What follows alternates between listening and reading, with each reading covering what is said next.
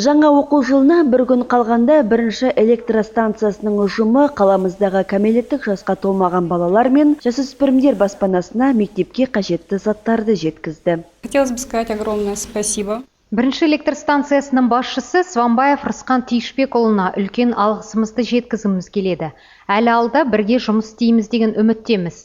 Биылғы жылы электростанциясы балалар баспанасында қолдап, мұндағы оқушыларды оқу құралдарын жеткілікті етті. Мұнда барлығы 8 бала бар. Оның 2-і студент атанса, қалған 6-і мектеп жасындағы оқушылар.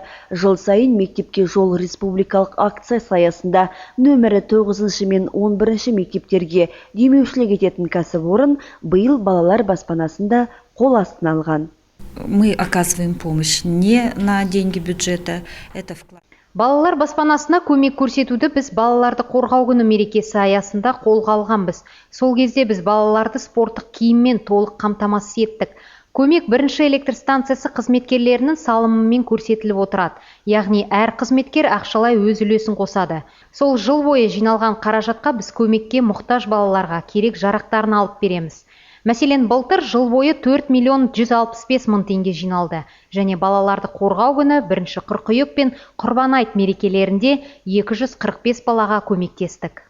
Дей тұрғанмен биылғы жыл одан да бетер оңтайлы болған сыңайлы. Балаларды қорғау күнінде 86 бала, ал білім күні қарсаңында балалар баспанасы мен нөмірі 9-11 мектептің оқушылары жалпы 220 бала оқуға қажетті құралдармен толық қамтамасыз етілген. Мектепке жол республикалық акция саясында атаулы кәсіпорын 1 миллион 491 мың теңге қаражат жұмсап үлгерген. Коллектив ГРЭС-1. Балалар баспанасының әкімшілігі 1 МАЭС басшылығына ондағы қызметкерлерді осындай көмек көрсетіп жатқандар үшін алғысын білдіреді.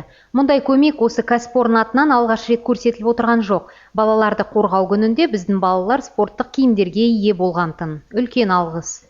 Қалам, дәптер, сызғыш, түрлі түсті қарындаштар, акварель бояуы, сөмке. Жалпы оқуға қажетті заттардың барлығы бар бұл жерде. Баспанадағы оқушылар енді білім күнін қуанышпен қарсы алып, жаңа оқу жылына сөмке толы жаңа заттарды арқалап бармақ.